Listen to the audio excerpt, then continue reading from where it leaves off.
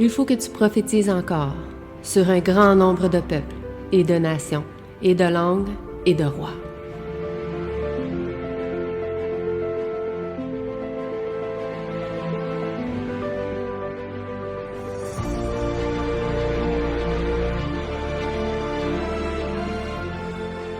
Bon sabbat à vous aussi.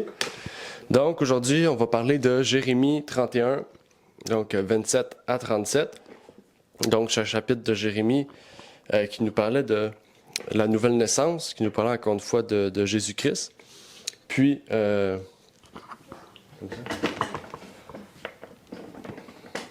mieux. Ouais. Puis qu'on a pris le temps aussi de pouvoir discuter cette semaine. Qu'on prendra le temps aussi de réviser, donc, aujourd'hui. Dans le livre de Jérémie, au chapitre 31, on nous parlait de cette nouvelle alliance, cette alliance que Dieu veut faire maintenant en chacun de nous, et à l'inverse de cette ancienne alliance-là, d'une façon collective, dont il veut la faire individuellement en nous. Donc, avant d'étudier ce sujet, de réviser ce sujet, j'aimerais pouvoir donc prier avec vous. Puis par la suite, on pourra entamer donc l'étude de ce sujet. Révision. Désolé. Notre Père est aux cieux, j'aimerais te remercier, Seigneur, pour ce moment que tu nous permets d'avoir, de pouvoir réviser la leçon de l'école du sabbat. Merci de nous permettre d'être aujourd'hui présents, Seigneur, d'avoir un toit et d'avoir la technologie qui nous permet de nous réunir malgré la distance, Seigneur. Puisses-tu nous bénir, nous exhorter, nous permettre de voir et de comprendre ce que tu voulais nous révéler au cours de cette semaine et de cette leçon. C'est ma prière pour ces choses au nom de ton Fils Jésus-Christ. Amen. Amen. Donc, le Seigneur, dans Jérémie 31, dit qu'il plantera et construira. Dans Jérémie 31, versets 27 à 37, il nous rappelait que la promesse que Dieu avait faite de planter et de construire, et qu'il fera cela pour le peuple d'Israël. Bien sûr, cette prophétie nous parle d'Israël, mais nous parle aussi qu'à partir d'Israël, il va construire quelque chose de plus grand et de plus large que Israël n'a pas voulu accepter. Qu'est-ce que ça veut dire? Si on reprend Jérémie, on va ouvrir Jérémie 31, verset 28. « Et comme j'ai veillé sur eux pour arracher, pour démolir, pour détruire, pour perdre et pour nuire, ainsi je veillerai sur eux pour bâtir et pour planter, dit l'Éternel. » Donc, qu'est-ce que ça veut dire planter et construire? Ceux qui sont sur Zoom aussi peuvent prendre la parole. Donc, on ne voit pas les mains. Ça voudrait dire rebâtir. Rebâtir, OK. Mettre quelque chose de nouveau. Quand on plante, on s'attend à avoir comme un résultat. Comme de ce qu'on sème. Mm-hmm.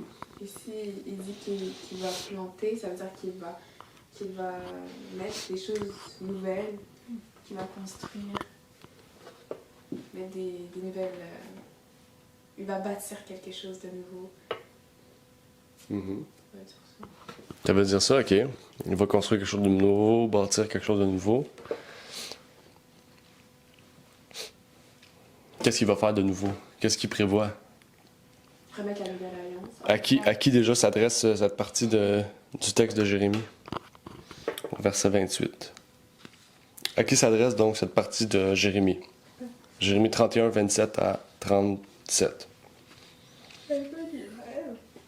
À Israël? Oui.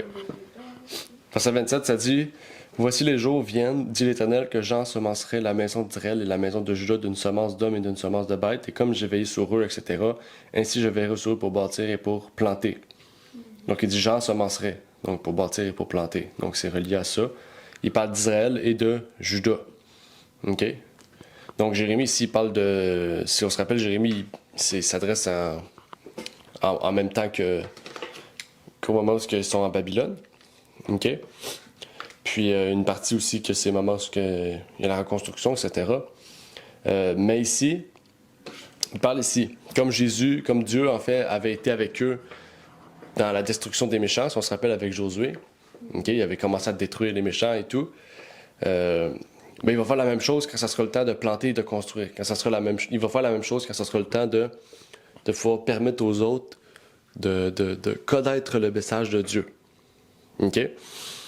Mais en fait, dans cette nouvelle alliance-là, le peuple d'Israël avait cette mission, en fait, de permettre aux gens de connaître le message de Dieu et de l'accepter, d'accepter Dieu dans leur vie. Et ça s'est pas accompli dans l'Ancienne Alliance parce que les gens ont arrêté de détruire. Ils ont arrêté d'avoir confiance en Dieu quand Dieu a dit « détruisez, puis moi je serai là pour reconstruire ». Puis, pourtant, ici, il nous rappelle que Dieu va se servir de ce même peuple-là, un reste qui sera fidèle, pour en construire un autre. Donc, sous une nouvelle alliance. Et on voit, Dieu s'est servi des Juifs pour débuter l'œuvre dans cette nouvelle alliance et faire en sorte, en fait, que ce message, on pourrait dire hébraïque, devienne un message chrétien et que Dieu puisse toucher les cœurs de tous et chacun. Disons, Dieu a dit à Israël que si tu fais le bien, je tiendrai ma promesse.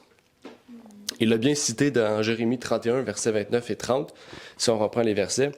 En ces jours-là, on ne dira plus « Les pères ont mangé des raisins verts et les dents des enfants en sont agacées. Mais chacun mourra pour son iniquité. Tout homme qui mangera des raisins verts, ses dents en seront agacées. » Donc ici, il fait allusion au salut, on pourrait dire, au salut qui est personnel.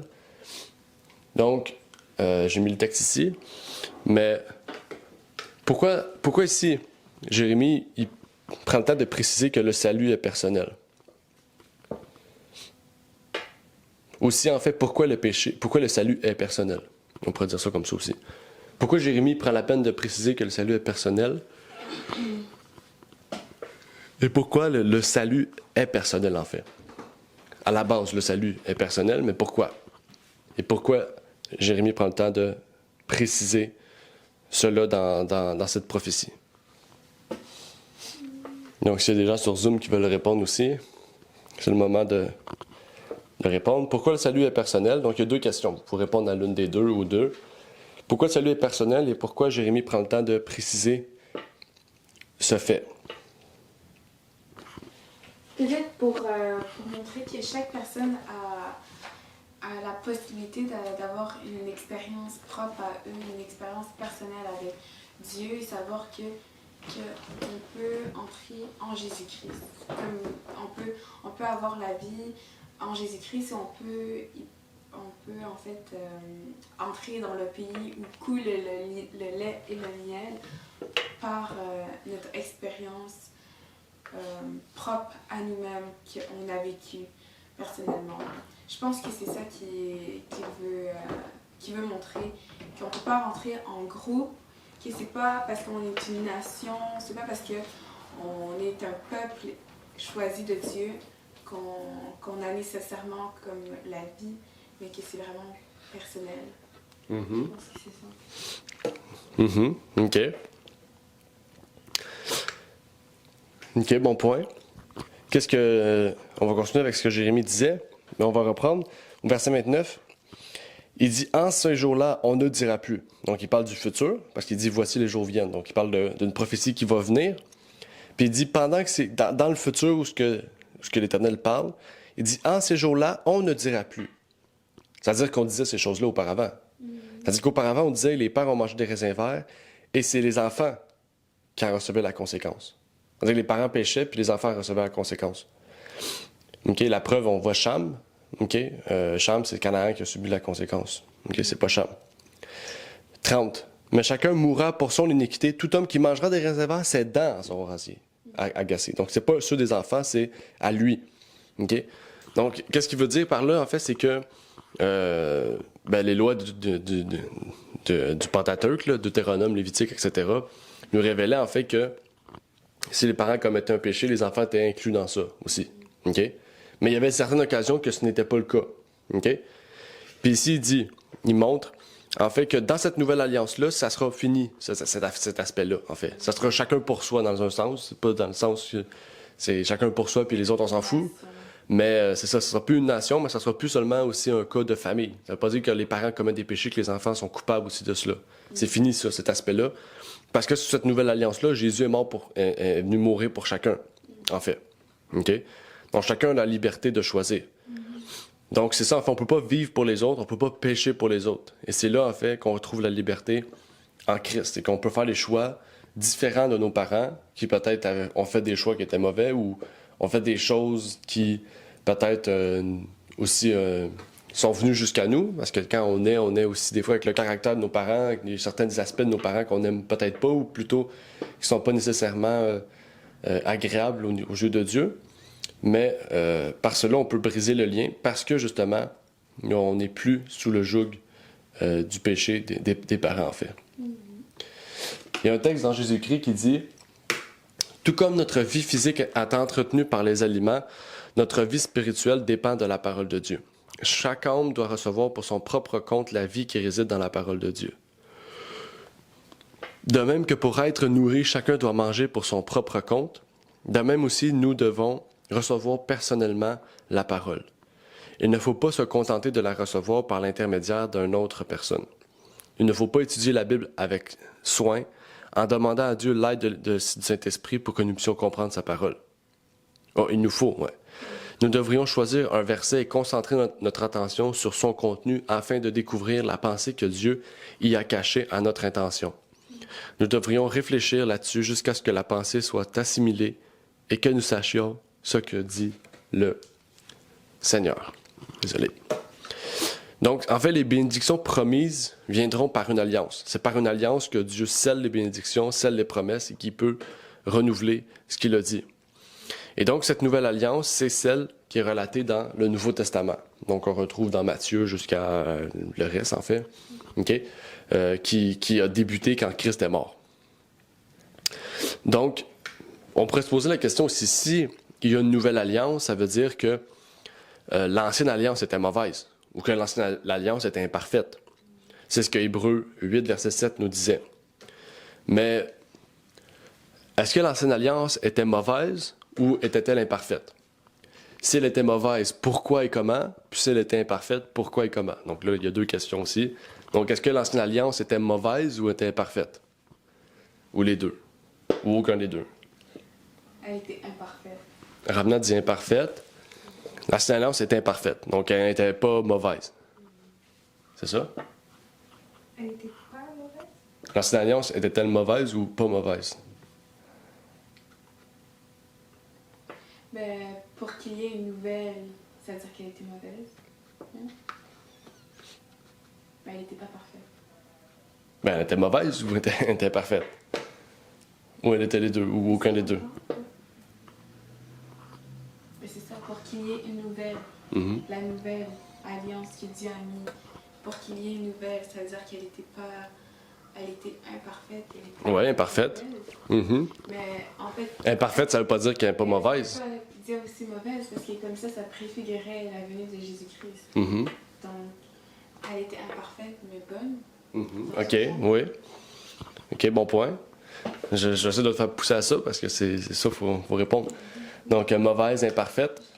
Donc, c'est vrai, si elle était mauvaise, ça veut dire que Dieu a donné quelque chose de mauvais aux enfants d'Israël. Donc, dire qu'elle est mauvaise, c'est faux. Mais dire qu'elle est imparfaite, c'est vrai. Parce que si elle aurait été parfaite, Hébreu nous dit qu'elle aurait mené à la perfection. Le fait qu'elle ne mène pas à la perfection, c'est le fait qu'elle est imparfaite. Tandis que celle sur le Christ, elle est parfaite parce qu'elle nous mène à la perfection. Donc, là, on a le comment. Pourquoi? Pourquoi? Parce qu'elle ne menait pas à la perfection. Et comment? Mais parce que, justement, on devait faire un effort, un sacrifice, etc., pour recevoir le pardon. Okay? Puis c'était collectif souvent aussi. Okay? Donc, dans le Patriarche et Prophètes, à la page 325, on nous dit « Les sacrifices étaient également une figure de la perfection morale à laquelle doivent aspirer et parvenir les enfants de Dieu. L'apôtre Paul y fait allusion dans cette parole. « Je vous exhorte donc, frères, par les compassions de Dieu, à offrir vos corps en sacrifice vivant, saint et agréable à Dieu, ce qui est votre culte raisonnable. » Il fait allusion comment on pourrait dire, aux agneaux, qui étaient parfaits. Okay? Ça continue, ça dit « De même, en nous consacrant au Seigneur, nous devons nous efforcer de rendre aussi parfait que possible l'offrande que nous lui présentons. Dieu n'agrée rien de moins que ce que nous pouvons lui apporter de meilleur. Okay? Ceux qui l'aiment de tout leur cœur désireront lui offrir leur plus belle force, et cela en mettant toutes leurs facultés en harmonie avec les lois divines. OK? Donc ça, c'est un point important aussi en lien avec la nouvelle alliance, à la différence de l'ancienne alliance. OK? Donc, il y a plusieurs différences entre l'ancienne et la nouvelle alliance. OK? On va les voir dans quelques instants. Puis, on remarque aussi que quand on parle que le péché est personnel, on parle aussi que le salut est personnel, ça, on comprend. Mais on révèle aussi que la décision qu'on fait de suivre Jésus est personnelle. Parce que souvent, on voit ça. Hein? On voit ça souvent dans les églises, même parmi nous, des fois, ça a sûrement dû arriver, ça va arriver. Mais des gens qui se font baptiser parce qu'un tel se fait baptiser. Hein? Bon, mon ami se fait baptiser, je vais me faire baptiser. Ou toute ma famille se fait baptiser, je vais me faire baptiser. Mais il n'y a pas d'obligation. Il n'y a aucune obligation dans cela. Il ne faut pas se sentir poussé. Ou je sais, des fois, c'est la pression parentale ou toutes sortes d'aspects qui nous poussent à faire un geste qui peut-être ne nous convient pas encore. Donc, réellement, il faut comprendre dans cela que chacun doit prendre leur décision personnelle. OK? Puis, comme on a vu dans Matthieu, la repentance, c'est la première étape qui mène à la conversion. Puis, dans la repentance, il y a les fruits de la repentance, donc qui est le processus de cette conversion. Donc, il faut laisser à la personne vraiment de se repentir, puis de montrer, de révéler les fruits de cette repentance, pour que vraiment on puisse par la suite voir un choix décisif dans son baptême. Revenons donc à la suite des choses. On parle ici de nouvelle, ancienne alliance, on parle d'alliance, etc., ou Nouveau Testament, Ancien Testament. Quelle est donc cette différence entre cette nouvelle alliance? Donc, quelle est la différence entre la nouvelle et l'ancienne alliance? Il y a un verset qui dit « Il n'y a plus de condamnation ». Oui, il n'y a plus de condamnation, de quoi? Condamnation, de savoir que... je sais que le salaire du péché, c'est la mort. Mais en Jésus-Christ, on a la vie parce qu'il a porté sur lui le fardeau en fait de nos iniquités. Et en fait, c'est cette grâce. Mais c'est en fait cette grâce qui nous revêt. Mm-hmm. Qui fait qu'il n'y a plus cette condamnation qui nous permet en fait, qui nous permettait la mort. Mm-hmm. Mm-hmm. Oui, effectivement. Mais on va parler des différences. Ça, c'est une différence, bien sûr. On pourrait parler aussi de la base, à la base, en fait. Donc, quand est-ce que fut formée l'Ancienne Alliance? Quand est-ce que fut formée la Nouvelle Alliance, par exemple? Quand est-ce qu'il a dit l'Ancienne Alliance? Oui.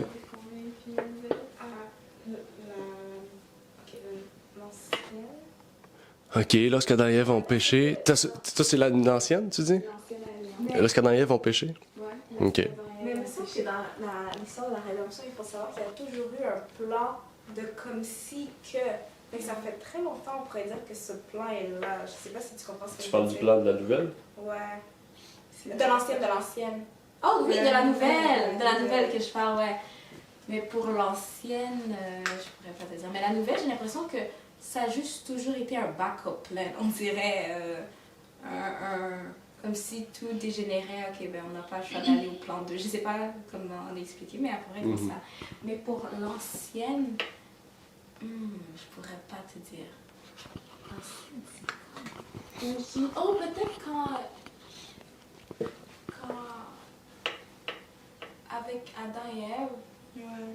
Adam et Ève, l'ancienne, je pourrais. OK, Ancienne Alliance, à partir d'Adam et Ève, puis la nouvelle. La nouvelle, c'est au ciel. Depuis, Au ciel? Ben, comme avant la fondation de... Mais... OK. Ouais, avant la fondation du... OK. Ouais. Sur quoi se fonde l'ancienne? Dans l'ancienne, on va aller plus loin pour comprendre. L'ancienne, dans les deux alliances, il y a des promesses, il y a des choses que Dieu nous a faites, nous a dites, mais il y a aussi pas un processus, mais il y a quelque chose que Dieu se base pour pouvoir nous juger, mais aussi pour pouvoir nous justifier. Ouais. Sur quoi que l'ancienne se basait? Pour nous juger et nous justifier. Sur la loi? OK, il nous jugeait d'après la loi, puis il nous justifiait d'après quoi? C'est pas les sacrifices qu'il fallait faire. Ouais, les sacrifices. On était justifié par la loi aussi. OK? Parce qu'il y avait dans la loi, c'était marqué sacrifier un agneau. Ouais. Donc, il y avait des agneaux, oui, il y avait un sacrifice continuel qu'on devait faire pour rester juste devant Dieu. Tandis que par Christ, on est justifié une fois pour toutes. On n'est pas juste pour toujours. On est justifié pour une fois pour toutes. Ce que je veux dire, c'est qu'on n'a pas de sacrifice à faire d'animaux physiques. On a un sacrifice personnel dans notre vie. On doit mettre de côté notre monde pour avoir un seul Seigneur. Oui, ça, c'est un sacrifice. Mais Christ nous dit, prenez mon joug, prenez. Donc, on passe par le Christ pour souffrir. Dans un sens. On passe pas par nous, tu sais. On n'a pas nous-mêmes à souffrir, dire, je vais prendre mon agneau qui était le plus beau. Non. On passe par le Christ pour souffrir. C'est parce qu'on est en Christ qu'on souffre, en fait. Parce que Christ a souffert, on va souffrir. On peut dire ça comme ça. On va passer par des épreuves. Je pense que vous avez compris. Mais exactement. Donc, je pense que vous avez compris là, la loi. Okay? Donc, la loi, c'était une loi visible aussi. Les 10 commandements, c'était visible. À ça, c'est plus visible, c'est dans nos cœurs. C'est ce que Jérémie a dit. Il a dit, je mettrai de la loi dans votre cœur. Et on l'a lu cette semaine. Tandis qu'avant, c'était une loi visible. OK? Donc, est-ce que, là, vous avez compris la loi. Dieu nous jugeait d'après quoi? D'après la loi, puis on était justifiés d'après la loi aussi. OK? C'est-à-dire, par la loi de Moïse, Dieu a précisé des choses par Moïse pour que nous puissions être justifiés, puis aussi pour clarifier certains points de la loi que les Hébreux avaient perdu de vue, en fait. Parce que les Hébreux étaient partis... Quand même, au travail de 450 ans, ils avaient perdu de vue le vrai plan de Dieu, en fait. Hein? Donc, là, si on comprend cela, de où part l'Ancienne Alliance puis la Nouvelle Alliance? Vous l'avez dit vous-même, là. Depuis la commencement. Tu répètes la même chose. Vous venez de dire que l'Ancienne Alliance était basée sur la loi de Dieu, puis justifiée d'après la loi de Moïse. La loi de Moïse n'existait pas avant Moïse. Mais le point, c'est que comme... Parce que comme... je vois dans... Je comprends ce que tu veux dire. Ça dit... c'est ça, l'alliance faite avec l'homme après sa chute. Elle a été renouvelée à Noé, confirmée par serment à Abraham et Isaac, a été appelée Nouvelle Alliance parce que sa confirmation par la mort du Christ était postérieure à l'alliance nationale avec Israël consignée dans Exode 19. On parle de Nouvelle Alliance. Faut que tu saches que quand on lit Romain il dit quoi? Romain dit que nous sommes de la semence d'Abraham, parce qu'Abraham était avant la loi de Moïse. Tout ce qui vient d'avant la délivrance d'Égypte, d'Israël, c'était la Nouvelle Alliance. Okay? La Nouvelle Alliance, Dieu ne l'a juste jamais confirmée, okay? Parce que Adam connaissait la Nouvelle Alliance, connaissait que Jésus allait venir et allait mourir. Oralement, ça a été transmis à Noé, ça a été transmis à Abraham, ça a été transmis à Isaac, ça a été transmis par toutes ces personnes-là. Mais quand ils sont partis en Égypte, ils ont tout perdu de vue, ces choses-là. Donc, qu'est-ce que Dieu a fait? Il a fait une nouvelle alliance, on pourrait dire, malgré qu'elle n'avait pas faite littéralement avant, on n'avait pas connaissance. Mais il a formé une alliance avec le peuple d'Israël, vraiment précise, là. C'est pour ça qu'il a mis les lois de Moïse, parce que le peuple était tellement loin, il savait même plus, là, il savait rien, en fait. C'est comme un nouveau-né. Il savait rien, en fait, sur Dieu. Donc, Dieu devait préciser chaque aspect de sa loi. Puis il a dit à Moïse, écris-le dans un livre, puis que ça soit visible au peuple. Fait que les 10 commandements n'étaient pas visibles au peuple. Mais la loi de Moïse était visible au peuple pour que le peuple se rappelle chaque aspect de leur vie quotidienne de la loi de Moïse, de la loi de Dieu. OK? Il y a une main levée. Oui. Oui, Armand. Désolé. On voit pas les mains, c'est pour ça. Ah non, pas de problème. Non, pas de problème. La manière que moi je regarde ça, c'est que la loi a été donnée juste après que le peuple d'Israël a dit à Dieu, ou a dit à Moïse, laisse pas Dieu nous parler parce qu'il va nous tuer.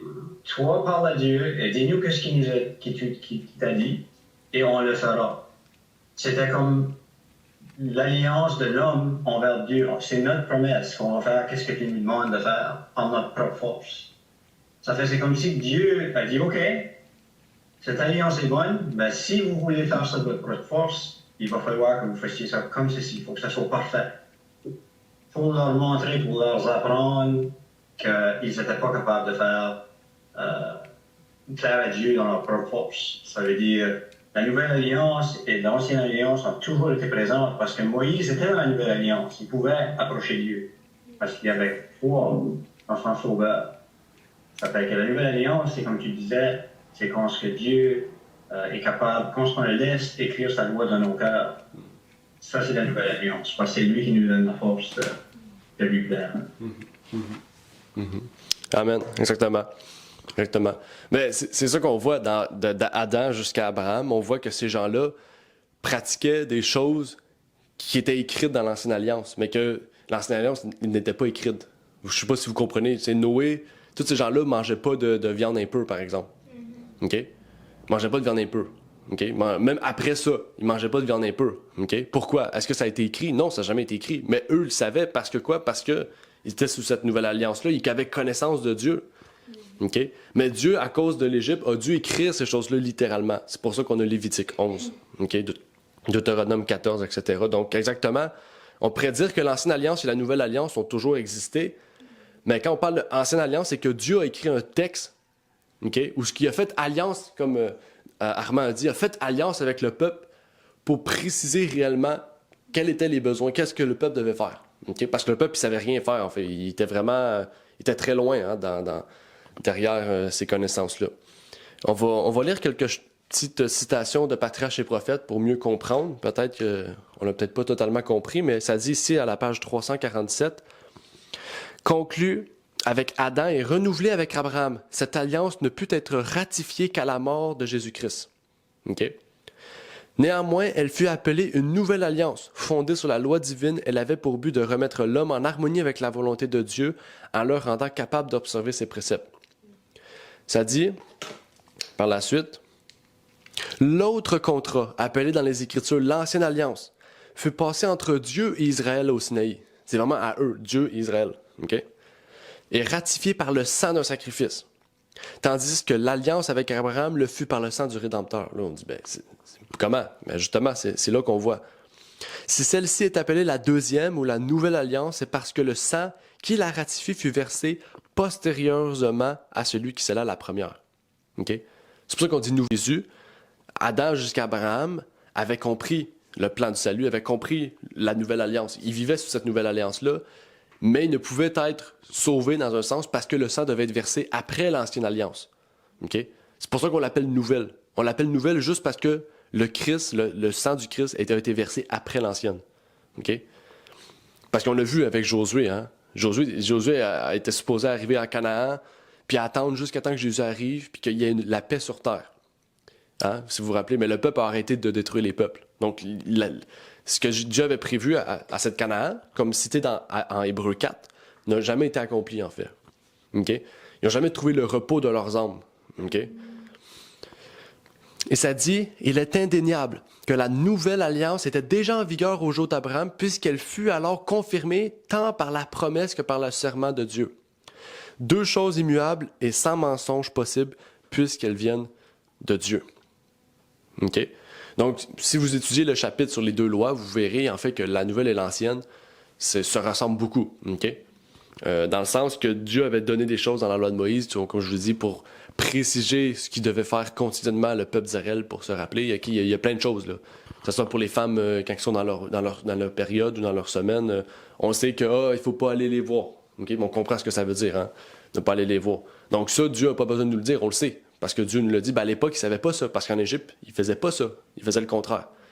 Okay? Donc, quand ça fait 450 ans que tu fais contraire à ce que Dieu dit, c'est sûr qu'il y a, dans la 8e génération, tu t'en rappelles plus hein, de ce que les premiers parents observaient. Donc, il fallait quelque chose pour qu'ils puissent se rappeler de ces choses. Et c'est là que l'Ancienne Alliance prend place.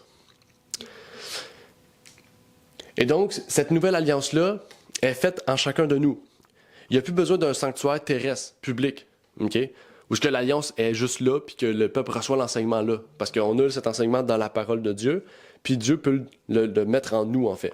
C'est pour ça que Dieu dit « Votre corps est le temple du Saint-Esprit okay? ». Notre sanctuaire, c'est nous, en fait. Dieu veut construire ça en nous, il veut développer sa loi en nous, et non plus dans un sanctuaire terrestre.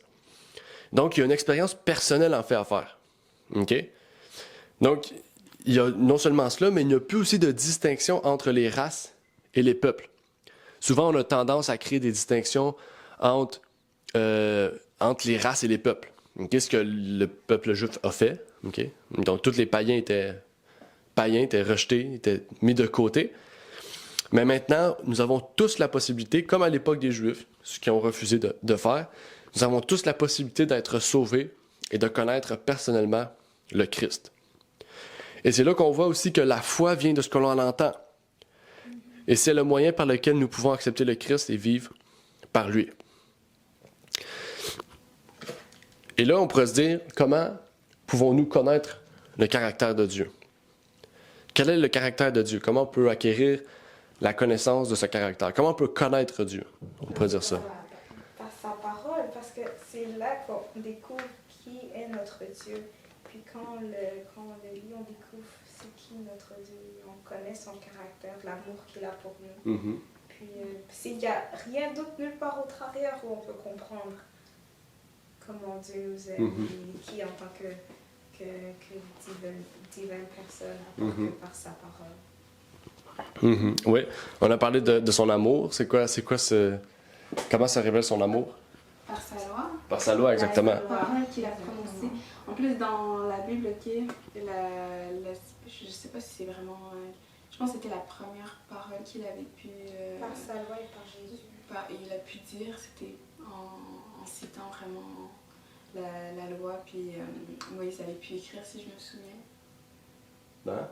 Qui est comme c'était Dieu qui avait comme prononcé les paroles. Ouais, c'est lui qui a écrit. C'est Dieu qui a écrit. Par son doigt. Oui. C'est Dieu qui a écrit la loi, les 10 commandements, avec son propre doigt. Donc, exactement. Donc, pour connaître le caractère de Dieu, il faut connaître sa loi, puis la pratiquer pour la mettre dans notre cœur. C'est ça le but. Parce que dans le sanctuaire, qu'est-ce qu'il y avait? Il y avait la loi.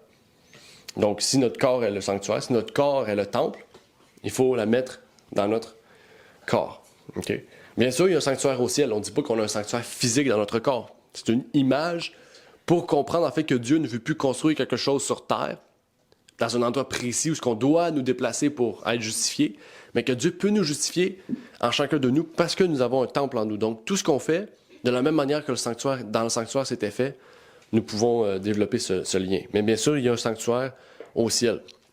Donc, un véritable sanctuaire. On va lire un passage de Vers Jésus. Pas d'autres interventions.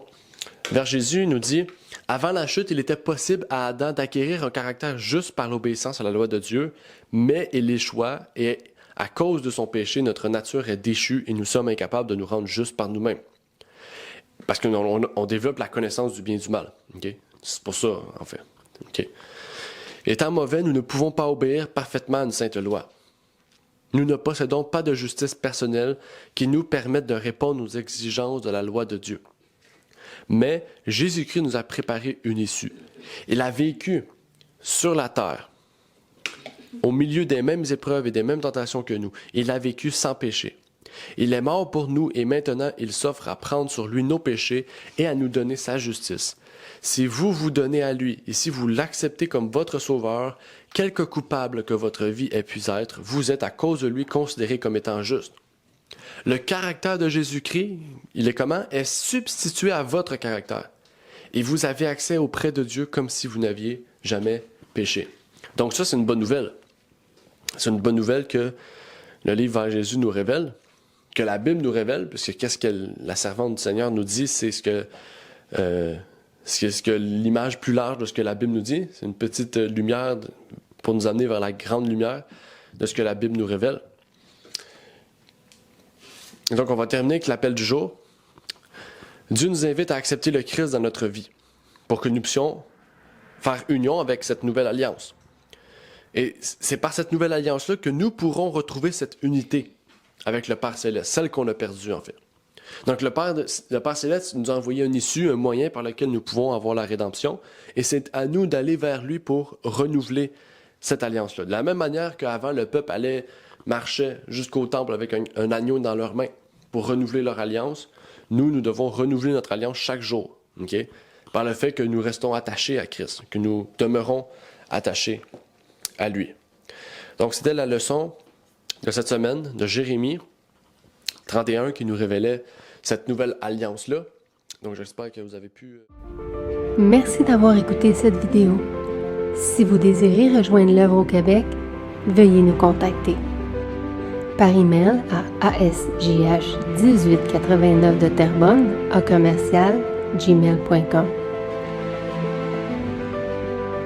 et via Facebook à ASGH 1889 de Terrebonne. Merci à vous et que Dieu vous bénisse.